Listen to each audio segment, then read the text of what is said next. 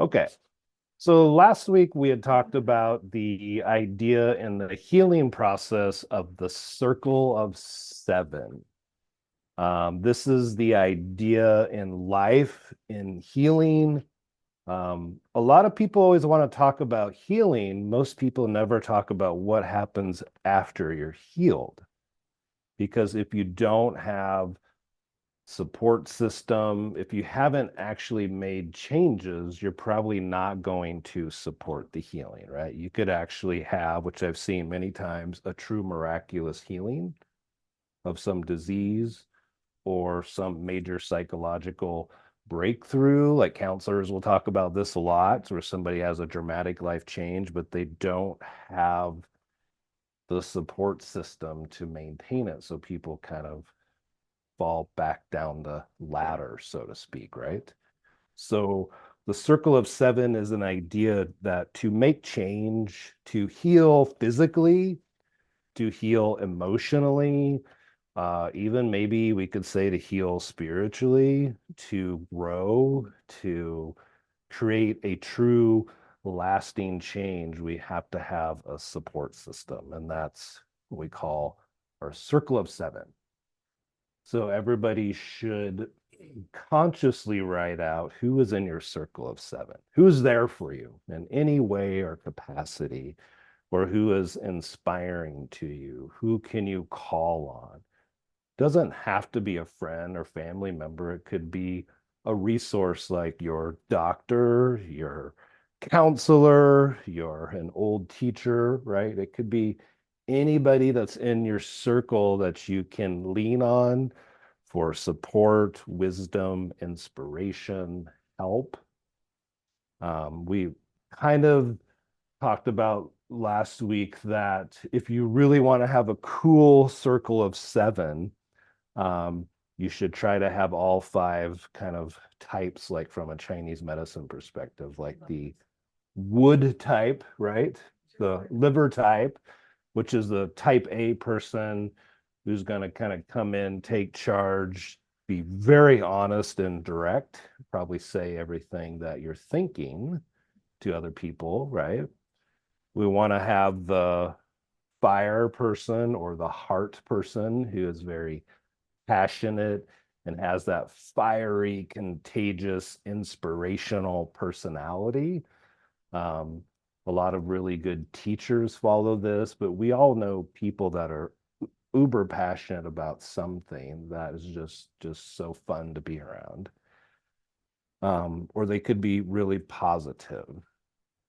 We want your earth person, or we call your spleen, stomach, pancreas person, which would be your grounded person, your foundation person, the person who grounds you, calms you, harmonizes, balancing, the harmonizer, the one who kind of makes everything peaceful and cohesive amongst the family, amongst life, the gentle, supportive person who just nods and, listens very well.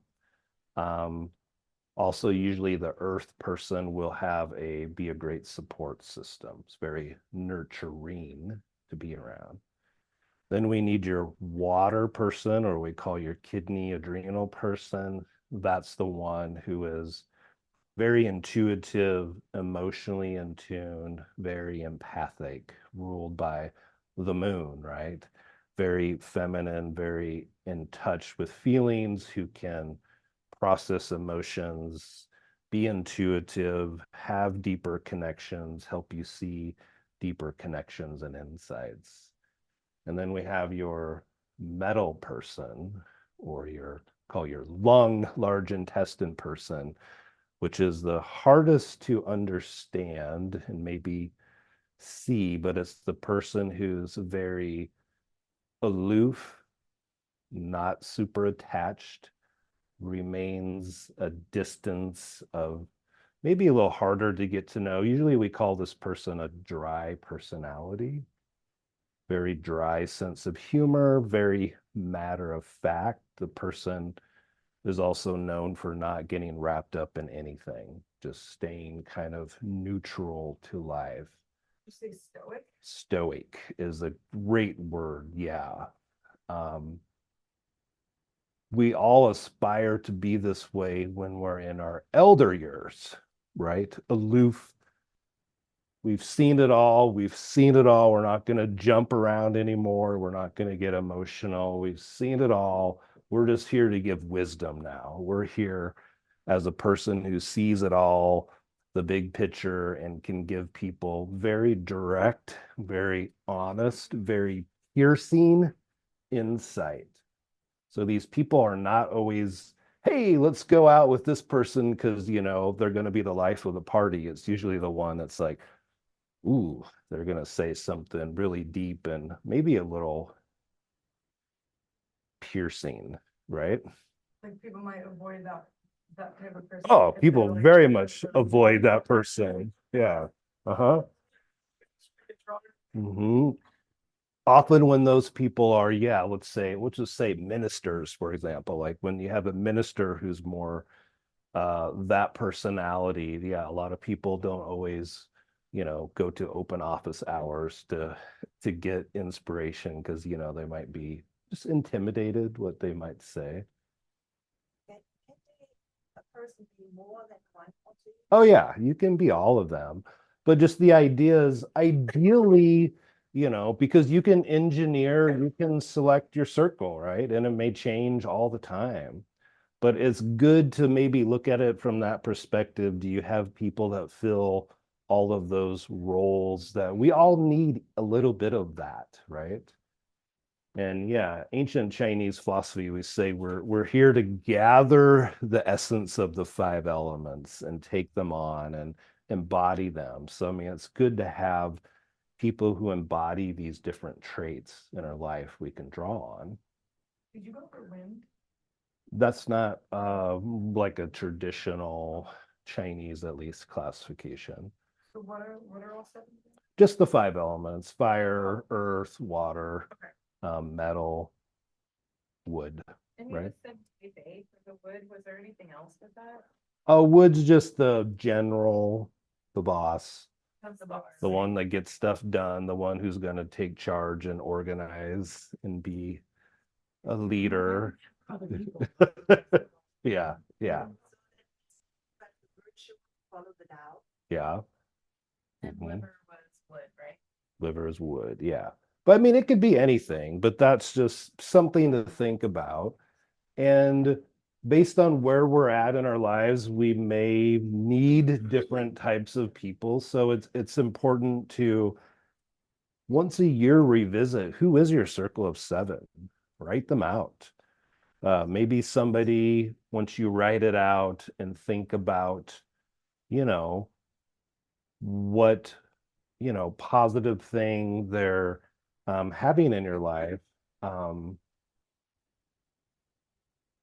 Maybe you're realizing that's not a good person to have in your circle of seven. Sometimes when you write these things out, you're like, oh, this is a very lopsided relationship, um, or toxic relationship.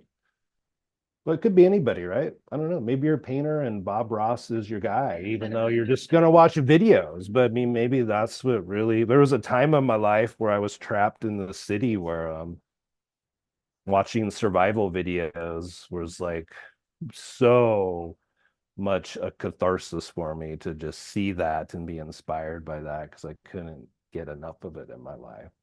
So yeah, it can be other things besides people in a sense. It could be an animal like people talked about. Those are great to have in your circle of seven. But just the idea is that really changing, really healing is difficult, right? That's never talked about a lot. It's never an easy process, and it's guerrilla warfare. It's, two steps forward, one step back. That's just to be expected, right? We have to be gentle about that. That's the challenging part. It's also very cyclical. So we keep going through the same cycles. So we want people around us to nudge us, to have resources to help us out, right? So I don't want to go over the elements too much and get off because we're gonna cover all the elements in class. So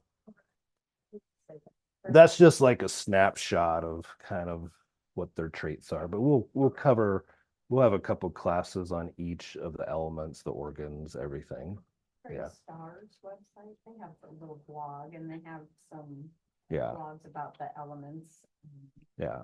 And I think one of them had me laughing out loud. So. Yeah. Tell you kind of what they look like unbalanced and what they look like balanced. Yeah. Yeah. You can probably Google the 5 personality types and Chinese thought. Yeah. But we'll cover them a lot. I mean, we could go for hours into all of them, but that's just kind of a nutshell, right? If you reduce it down to the bare bones of what each one is doing. So, some people are so fiery, they might agitate us, like when you see them. I used to have a friend like this that was just like, oh, well, how you doing? And it's just like all of a sudden I was like really start winding it up because they were so inspired about what I need to do. But it's like I can't think about it right now. Like I can't. Just how you doing? Hi. Can we just like chill for a moment and enjoy each other's company? You know? Yeah, yeah. So, yeah, just something to think about. Did everybody try writing out your circle of 7 and who it is, or maybe where you have gaps or who you think? And like we mentioned, it's good to actually contact these people at the very least to say, hey, you're in my circle of 7. You may not realize it, or even if it's a famous person, just, I don't know, email them and say, email their publicist, say, hey, you inspire me, you're in my circle of 7, keep it up, Never know what's going to happen. So that's something we have to do for change. Unfortunately, health is an ever going constant action that we have to constantly, like a garden, tend to this process. It's a process, right? Remember we talked about a couple of weeks ago, like the healing process is very circular. It's not linear like we're kind of raised to believe in America, where we're going to do our counseling, for example, and then we're done. We graduate, we pass, and we're done. We're done with it. We have emotionally evolved all we ever need to evolve, right? Or, physically, we just heal, we get better. Just like if you work out, right? You can get in great physical shape, and if you lose it, it's easy to get it back, but it's also quick to lose it too. So that's just kind of how the body works. Oh yeah, it cannot be so circular. Yeah. Does that make sense? Online, everybody online's okay with that? Yeah. Okay. Um, Hopefully somebody in this class will enter into your circle of 7, right? That's one thing that seems like happens every year with the group, especially after we go to Long Pine and bond a little bit more. You'll see, yeah, some people just naturally are a good fit. Okay, well, let's stop that.